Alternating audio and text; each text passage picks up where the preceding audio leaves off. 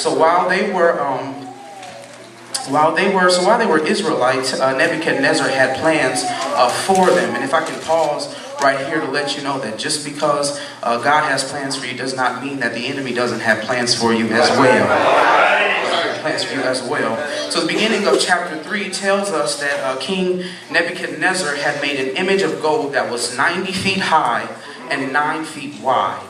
And the king ordered that at the sound of the music, everyone who was a subject of him must bow down and worship the image. At the time of this command is where we learn of the bravery of the three heroic Hebrews. Out of all these people, the three decided that bowing was not an option because they knew that bowing was a sign of reverence, submission, salutation, recognition, or acknowledgement. And so they had already been given the order to fall in line with the rest of the people and bow down when it was time to bow down. But because of their refusal, they were brought to the king, and this is where we find ourselves in the text this morning. So if you go with me, we're going to look at verse 15 of the New Living Translation. Says, I will give you one more chance to bow down and worship the statue I have made when you hear the sound of the musical instruments. But if you refuse, you will be thrown immediately into the blazing furnace. And then what God will be able to rescue you from my power? The enemy tried to use his influence to intimidate the three Hebrew boys. He said, I will give you one more chance to bow down and worship the image I have made. He would have never found out that they didn't bow if he didn't have some homeboys working for him and going to snitch on the three Hebrew boys. But they decided to honor God and to not bow down to the image. And so they were brought in front of the king, and the king said, look, I'll give you one more chance.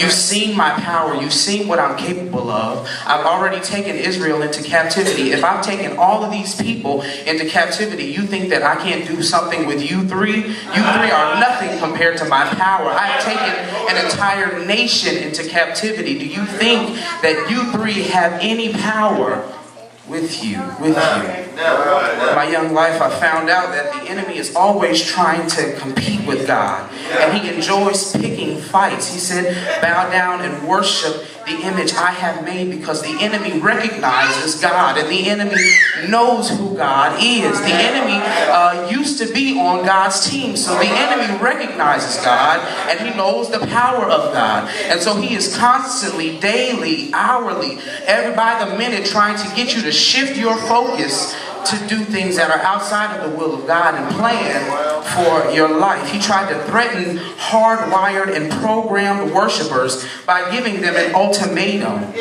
See, the enemy is not as merciful as God. See, the Hebrews were on their second and last chance, and I'm glad that after my second chance, God did not throw me into no blazing furnace. I'm on another chance. My second chance was already gone and way in the past. And so the enemy is not as merciful as God. He said, I'll give you one last chance. You messed up once, but this time I'm going to give you one more chance to bow down and worship the image. I'm glad this morning that we serve a God who is not on that second chance system, but he's on another chance system.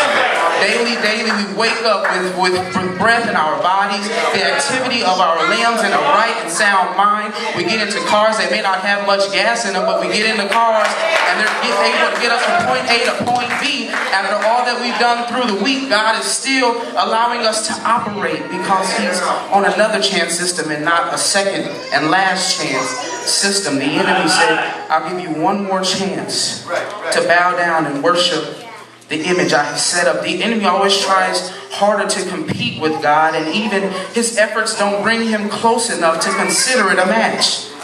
Bring him close enough to consider it a match. And I have to take a moment to deal with this too. Notice in the text that it says, at the sound of the musical instruments, bow down and worship the image. At the sound of the musical instruments, bow down and worship the image that I have set in place. At the sound of the music, bow bow down and worship the image that I have set up. Most of you know that I'm going to school to be a music major.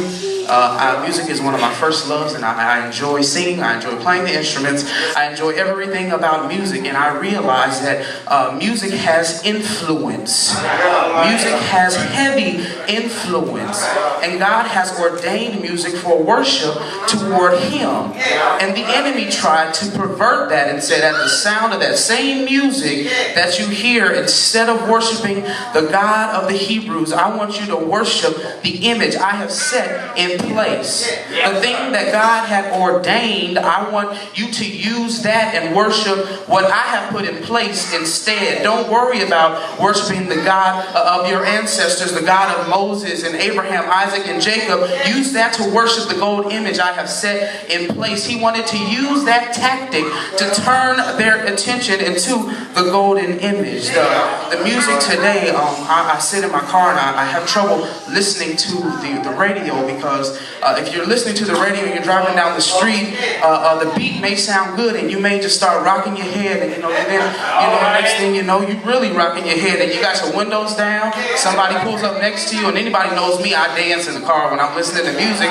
You pull up next to me and you see me dancing, there's a good beat going. The music might have a catchy hook, and so next thing you know, I might find myself singing the hook, and then all of a sudden I go back and look at what the words are really saying. Look at what the lyrics are really saying, how they were degrading women and talking about using drugs and talking about using alcohol to defile my body and my temple, and it's just horrible altogether, but it sounds good. That's how the enemy gets you. He gets you with a good beat and a good hook. It sounds good, you start bobbing your head, and before if you're not careful, you may run into some stuff that is not of God. And so he was saying, at the sound of the musical instruments, bow down and worship. Bow down and worship. These three Hebrew boys were surrounded by people who got caught up in the music and bowed down and worship. They were compromising the God that they served. The music sounded good. I'm sure they had talented musicians in that day, because they were extremely focused on their craft. That was probably the only thing that they did with their life. They spent day and night practicing, and sometimes that's how I feel practicing for school. And so you have these musicians who have perfected their craft, and he says, at the sound of the music, that sounds so sweet, it sounds so good. Yes, sir. Oh my, let me bow down and worship. So the music is used as a tactic to get them to turn their attention. Secondly, the image is made of gold. The image was made of gold. So first you have the music playing, and then you have this shiny image of gold that is just shining in the light. And the enemy knows what you like and desire and place in high esteem or place a high value on. Being made of gold, King Nebuchadnezzar knew how to grab the attention of the people. Started with the music and then said, let's build a statue out of gold, and the people will look and they will marvel at how big it looks and how wide it looks and how beautiful it looks. And so they will get so caught up in its looks, and they will get so caught up in the music, they won't know what's happened to them. We'll be able to brainwash them and be able to turn their attention away from the God that they should be serving. The devil isn't the guy who runs around with horns, a tail, and a pitchfork, and a red jumpsuit. So be careful how you identify with the devil. Be careful who and what you identify with the devil. He's not who you think he is. Gold is shiny. Gold is expensive, yet it's pretty enough to worship if the light hits it in the right place. If the light hits a gold necklace in the right place, you'll catch me saying, boy, that's a bad necklace right there. And so if the light hits it in the right place, you are mesmerized by its beauty, and you end up worshiping a created thing versus the creator. And that's where we get caught up in today's society, because we end up worshiping created things instead of worshiping the creator of the things.